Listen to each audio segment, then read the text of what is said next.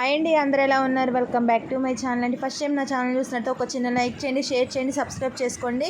మీరు ఇచ్చే లైక్ నాకు ఎంతో యూజ్ అవుతుందండి. ఏంటో ఇవన్నీ చూపిస్తున్నాను అనుకుంటున్నారా? ఈరోజు లైవ్ చేసా కదండి.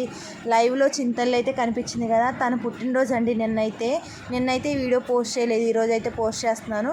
తన పుట్టినరోజుకి ఎవరైనా సరే, ఆఖరికి నేనైనా సరే ఏమడుగుతానండి, అమ్మ నాకు ఇలా చేయాలా అలా చేయాలని అడుగుతా కదా. కానీ తను అలా అడగలేదండి.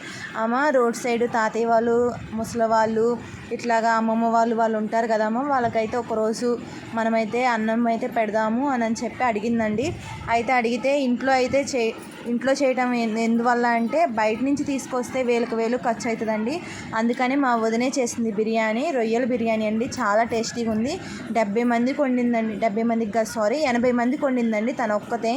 చాలా బాగా చేసింది. మొత్తం ప్యాకింగ్ అంతా అన్నయ్య, వదిన, ఇంకా కొంచెం నేను కూడా హెల్ప్ చేశానండి అందులో భాగంగా.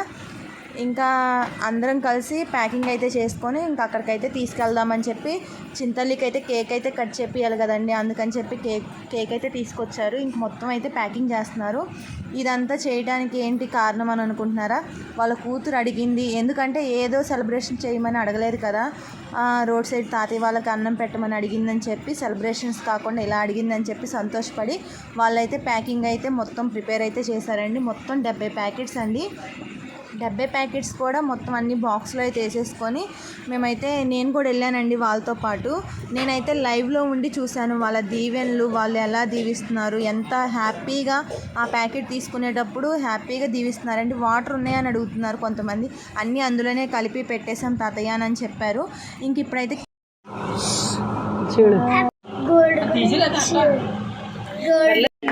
Happy birthday to you, happy birthday to you Kishori, happy birthday to you, happy birthday to you, happy birthday to you Kishori, happy birthday to you, happy birthday to you.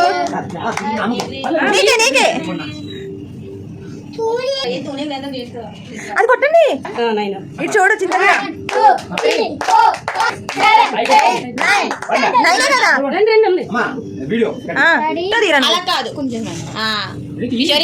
చూడు.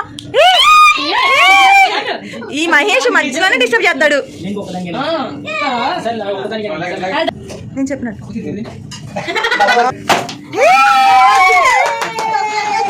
తాతయ్యలు అలా దీవిస్తుంటే నిజమే కదా. మనము చుట్టాలకి ఎంతమందికి ఒక 10 మంది పెట్టినా సరే ఏదో ఒక వంక చెప్పి వెళ్ళే వాళ్ళే తప్పనిచ్చి ఇలా దీవించరు కదండి. దీవిస్తారు కానీ అవి బాలేదు ఈ బాలేదని అని చెప్పి చెప్పుకుంటారు. అలా కాకుండా ఇలా పెట్టిన వాళ్ళకి, ఇలా తాతయ్యలకు పెడితే చాలా పుణ్యం కదండి.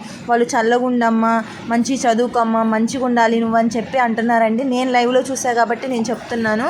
నాకైతే ఇలా చేయటం చాలా కరెక్ట్ అనిపించింది. నిజంగా వాళ్ళకు ఉన్న దాంట్లో వాళ్ళు చేశారండి. వేలు ఖర్చు పెట్టి అలాగైతే చేయలేదు. ఇంట్లోనే మా వదినే ప్రిపేర్ చేసి మొత్తం అయితే చేసిందండి. ఆమె ఎందుకు చేసిందంటే ఇంకా ఇలాగ ఎవరైనా ముందుకు వస్తారు అనే ఉద్దేశంతో చేసింది. ప్లీజ్ అండి, నా వీడియోస్ కానీ నచ్చితే ఒక చిన్న లైక్ చేయండి. మీరు ఇచ్చే లైక్ నాకు ఎంతో యూజ్ అవుతుంది. ఇంకా ఇలాంటి వాళ్ళని సపోర్ట్ చేయండి. ఓకే.